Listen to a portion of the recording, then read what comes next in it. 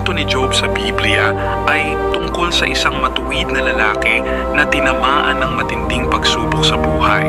Pinayagan ng Diyos ang dyablo na subukin si Job na naging dahilan ng pagkawala ng kanyang mga ari-arian, pamilya at kalusugan. Sa kabila ng lahat ng paghihirap, pinanatili ni Job ang kanyang pananampalataya at hindi nilabanan ng Diyos. Dumating ang tatlong kaibigan ni Job na nag-akusa sa kanya ng kasalanan, ngunit ipinaliwanag ni Job na hindi siya karapat-dapat sa mga pagsubok. Sumagot ang Diyos kay Job mula sa isang ipo-ipo at ipinakita sa kanya na may mga bagay na hindi kayang maunawaan ng tao. Sa huli, pinatawad ng Diyos si Job at binigyan siya ng mas maraming pagpapala kasama na ang kalusugan, ari-arian at pamilya. Ang kwento ni Job ay isang aral ng pagtitiis, pananampalataya at pagtiwala sa Diyos sa kabila ng mga pagsubok.